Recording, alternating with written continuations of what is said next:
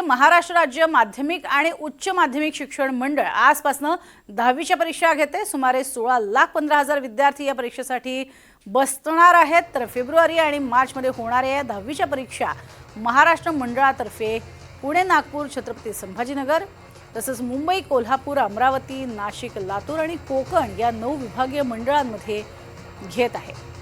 महाराष्ट्र बोर्डानं 271 flying squad देखील त्यासाठी तयार केलेत। याचा आढावा घेतलाय आमचे प्रतिनिधी राकेश गुडेकर यांनी। आजपासून 10वीची परीक्षा सुरू होते आणि त्यामुळे विद्यार्थ्यांची लगबग देखील परीक्षा केंद्रांवर आपल्याला पाहायला मिळते।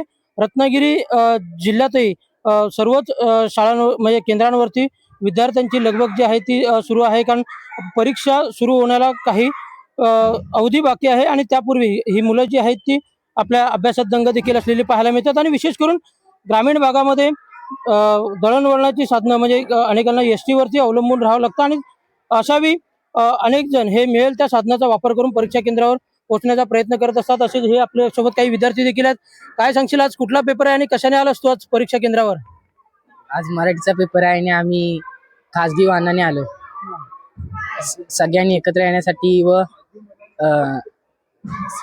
सुरक्षित येण्यासाठी आम्ही गाडी ठरवून आलो। तुझं काय सांगशील, अभ्यास झालाय का आणि कशाने प्रवास करून इथपर्यंत आलास? आम्ही खाजगी वाहन ठरवलेलं आहे, त्याच्यातून आलेलो आहे। कशातून? टेम्पोतून? निश्चितच जर आपण पाहायला गेलो तर या विद्यार्थ्यांनी आपल्या परीक्षा केंद्रावर पोहोचण्यासाठी मिळेल त्या वाहनाने येण्याचा प्रयत्न केलेला आहे आणि हे सर्व विद्यार्थ्यांची लगबग आता या ठिकाणी सुरू असलेली पाहायला मिळते परीक्षेसाठी।